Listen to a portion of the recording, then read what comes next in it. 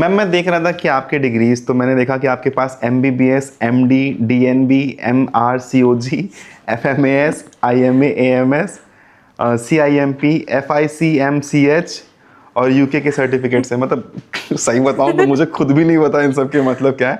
तो इतनी सारी डिग्रियों की भूख कहाँ से आई आपके अंदर, मोटिवेशन कहाँ से आया कि सारा डिग्री लेना है मुझको? मैंने अपने यूजी में HOD of obs and gynae को देखा था, जिनकी शुरू से नाम से लेकर यहाँ तक का नेम प्लेट लगा हुआ था। दैट वाज अ क्रेविंग कि नहीं, मेरे नाम के पीछे भी कम से कम 15-20 डिग्रियाँ और फेलोशिप्स होने चाहिए। और लकीली मेरी शादी जहाँ हुई है वहाँ मेरे father in law obs and gynae है, मेरी sister in law doctor Akanksha Rai, she is also obs and gynae, मेरे हस्बैंड स्किन डर्मा डिपार्टमेंट है, डर्मेटोलॉजिस्ट हैं। तो इन्होंने कभी पढ़ाई में मना नहीं किया है। They gave me complete support कि तुम पढ़ो, we are that to handle everything. तो वो एग्ज़ाम के वक्त और स्पेसिफिक टाइमिंग के लिए जब मैं छुट्टी जाती हूँ, जैसे मैंने फेलोशिप इन इनफर्टिलिटी कंप्लीट किया। मतलब यू आर सेइंग कि आपने शादी के बाद भी पढ़ाई अपनी कंटिन्यू रखी थी? Wow, that's amazing. And that was supported by my complete in law side. मैंने फेलोशिप इन इनफर्टिलिटी किया and that time I needed break कि मुझे वहाँ जा कर के कोर्स कंप्लीट करना है। तो father in law complete hospital OPDs देखे हैं, तो ये मुझे बहुत एडवांटेज मिला है कि ससुराल वाले भी उतने पढ़ने में मुझे आगे रखते हैं कि नहीं पढ़ो, कोई प्रॉब्लम नहीं है। मैं अब भी उठती हूँ और मैं सुबह सुबह पढ़ रही होती हूँ तो पापा जी पूछते हैं क्या पढ़ रही हो, किसके लिए पढ़ रही हो? मैंने कहा इस MRCOG के पार्ट 3 के लिए पढ़ रही हूँ। अच्छा पढ़ो पढ़ो पढ़ो। और समझ भी जाते होंगे लोग, सब लोग। जाते। आपने एम्स में काम किया, आप दिल्ली के बहुत अच्छे अच्छे हॉस्पिटल्स में काम किए, तो जब इतने बड़े बड़े टैग्स लग जाते हैं तो इन हॉस्पिटल्स ने और इन संस्थानों ने आपको क्या सिखाया, आपको एज अ डॉक्टर कैसे मजबूत किया? मुझे एज सच एम्स ने जो चीज़ किताबों में लिखा होता है उसे प्रैक्टिकल में करना सिखाया है। जैसे कई लोग बोलते हैं कि किताबों का ज्ञान अलग है, प्रैक्टिकल का लाइफ अलग है, लेकिन ऐसा नहीं है। अगर आप नोटिस करो तो किताबों में वही चीज़ लिखी होती है जो स्टडीज़ में होती है, जो लोगों ने किया है और कई लोगों में देखने के बाद वो स्टडी बनी है। तो उस चीज़ को मुझे एम्स ने सिखाया है कि मैं उसको ज़मीनी लेवल पे उतारूँ। मुझे जैसे रेलवेज़ ने सिखाया है कि गवर्नमेंट कहाँ पे लैग बिहाइंड करती है, गवर्नमेंट ने कुछ बोला उसको इम्प्लीमेंटेशन करने में कितना समय लगता है, प्राइवेट में आप उसकी कैसे पूर्ति जल्दी कर सकते हो। ये हर इंस्टीट्यूट आपको कुछ कुछ चीज़ नया सिखाता है। तो लेकिन जब ये आप इतने बड़े बड़े इंस्टीट्यूट्स में थे तो कोई प्रेशर फील नहीं होता था आपको? नहीं, मतलब आप अपना काम करते जाते हो, लोग आपके रिजल्ट्स का वेट करते हैं, और आप जब पढ़े होते हो, जब आपने जो फॉलो कर रहे हो वो सही होता है तो रिजल्ट्स भी अच्छे आते, तो प्रेशर नहीं बनता है। चूँकि हम देवरिया से ही हैं तो, और मैम भी देवरिया में ही हैं, और जिस चीज़ के लिए हम लोग सौभाग्यशाली भी हैं मेरे भी घर वाले मैम के पास ही जाते हैं। अच्छा, थैंक यू। तो व्हाट्सएप पे मैंने एक वीडियो देखी जिसपे मैम IMA के स्टेज पे यंग नेशन डॉक्टर अवार्ड से सम्मानित की जा रही थी। तो ये एक्सपीरियंस कैसा था आपका? IMA में यंग नेशनल अवार्ड 5 लोगों को मिलता है हर साल, and I am very lucky कि IMA ने मुझे इस चीज़ के लिए चूज़ किया और उसने मेरी कैपेबिलिटी को देखा, तो I am very grateful to them. तो कभी आपको ऐसा नहीं लगता कि मतलब देखिए, मैं आजकल की जनरेशन की बात बताऊं कि इफ़ यू अचीव समथिंग ना, तो not for the long time but, लेकिन थोड़े समय के लिए होता है कि यार हम तो ये हैं हम तो बहुत टॉप आदमी हैं। तो आपको अंदर से कभी ऐसी फीलिंग नहीं आती? ये वाली फीलिंग कि भाई हाँ, हमको कोई हरा नहीं सकता है। यू नो, जहाँ पे ये फीलिंग आनी शुरू होती है ना, भगवान आपको देख रहा होता है कि तुम बहुत ज़्यादा ओवरवेल्म होते जा रहे हो, वो कहीं ना कहीं पे आपको पिंग कर देता है कि लो प्स। तो जहाँ पे मुझे लगता है कि नहीं, अब मेरे सारे मरीज अच्छे हो रहे हैं, मुझे कोई हरा नहीं सकता है, कहीं ना कहीं कुछ ना कुछ ऐसे OPDs में फेलियर्स दिखते हैं जिसके रिजल्ट्स नहीं आ पाते हैं।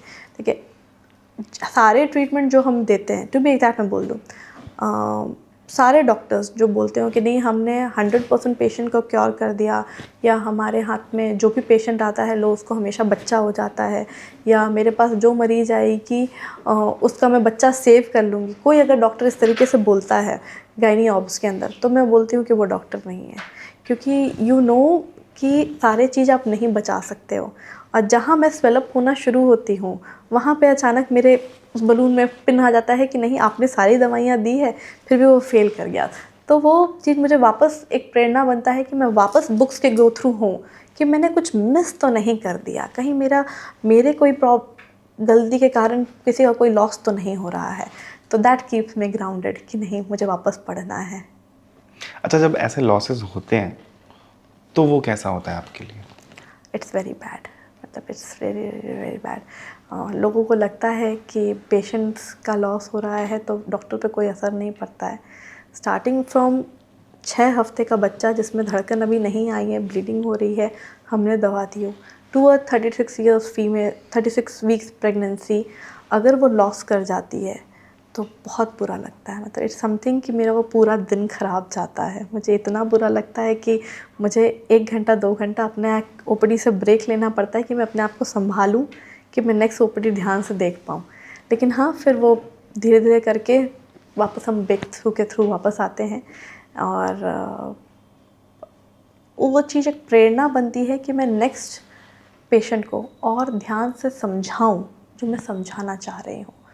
जैसे कई बार पेशेंट ये बात समझता नहीं है कि जो डॉक्टर लाइन बोल रहा है कि अपने बीपी पे ध्यान दो, they take it very grantedly, अच्छा बीपी तो हमारा नॉर्मल है। और वो जब बीच में बीपी शूट आउट करके कभी लॉस में जाता है तो मैं उसके बाद शायद हर पेशेंट को ध्यान से अपने पास ओपीडी में बैठा करके कि नहीं, तुम बीपी नाप करके मुझे चार्ट बना के दोगे, वो शुरू कर देती हूँ। तो कहीं ना कहीं एक प्रेरणा मतलब इट बनता है। Affects you. Daily it affects everything. If I am not wrong, MBBS और एमडी कर लेने मात्र से ही एक डॉक्टर प्रैक्टिस कर सकता है। हाँ, एमबीबीएस के बाद ही कर सकता है। तो इतनी ढेर सारी जो डिग्री है आपके पास, वो किसी कंपटीशन की वजह से है या सिर्फ आपको इच्छा थी करने की इसलिए? मेरा मन था and I feel doctor should never learn stop reading. मतलब अगर कोई डॉक्टर है तो उसको अपने ज़िंदगी में 2 से 3 घंटे समय निकालना चाहिए, किताब लेके पढ़ना चाहिए। पुराना ही पढ़ो, रिवाइज करो, नया पढ़ो, नए जानकारी लो, रीसेंट एडवांसेस देखो, सब बहुत कुछ है, वास्ट वैराइटीज़ पढ़ने के लिए। और किसी को लगता है कि मैंने पढ़ लिया था 2 साल पहले, अभी पास आउट हुई हूँ, मुझे सब कुछ याद है। It's wrong. आप भूलते हो, आप नया चीज़ याद करते हो, आप नया चीज़ को रिवाइज करते हो। कुछ गाइडलाइंस हमको लगता था कि अभी 2 साल पहले ही तो गाइडलाइंस चेंज हुआ, अभी कौन चेंज करेगा उसको। अब पीपीएच का अचानक गाइडलाइन चेंज हो गया, 500 ml के बदले में हो गया 300 पे ही अलार्म बजाना है, ट्रीटमेंट करना है। और ये गाइडलाइंस चेंज होने का अपना रीज़न होता है, उसको फॉलो करना बहुत इम्पॉर्टेंट होता है। तो ये डिग्रियाँ कलेक्ट करना या पढ़ते रहना, ये मुझे अच्छा लगता है, नेवर टू लीव इट। और जो पढ़ाई कर रहा होता है, they people who go for super specialisation या फेलोशिप्स में जाते हैं, एंड आई फील कि वो पढ़ाई इट्स ऑल वर्थ। जब आप कहते हो ना कि हम नॉर्मल एमबीबीएस के पास गए, देखिए देवरिया में एक और कैटेगरी के लोग हैं। एक तो क्वैक्स हो गए, जिसे कुछ नहीं आता है, लोग उस पर विश्वास करते हैं, वो एक साथ 4 तरह की दवाई लिखेंगे, एक पेट दर्द कम करने की, एक गैस कम करने की, एक स्टेरॉइड, सब मिला करके दे देंगे। उनसे अलग कर दीजिए। एक एमबीबीएस होता है जो ये बात समझता है कि उसे कितना आता है, वो कितना तक ट्रीटमेंट जा सकता है। फिर उसके बाद एमडी आता है जो अपने लाइन में स्पेशलाइज्ड होता है।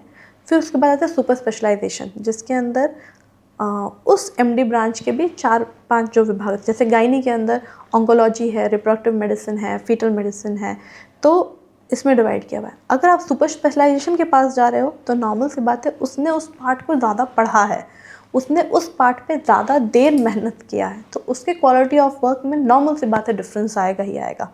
इसलिए ये सारी डिग्रियाँ ऐड होते गई हैं। अच्छी बात है। मैम ने अभी एक शब्द का इस्तेमाल किया है, क्वैक्स का, तो मैं उसको हिंदी में बता दूं, उसको कहते हैं झोला छाप डॉक्टर। तो मैम, जैसा कि हम लोग को पता है कि अपने शहर में एक मेडिकल कॉलेज भी है, तो जो कि हज़ारों एस्पायरिंग डॉक्टर्स हैं, और बहुत से डॉक्टर्स, बहुत से यंग लोग आपको देखेंगे भी, बहुत सी यंग लड़कियां आपको देखेंगी जो कि आपकी तरह एक डॉक्टर्स बनना चाहेंगी। सबके अंदर ना एक बार ये होगा कि हमको भी एक बार सफ़ेद कोट पहन के प्रैक्टिस करना है।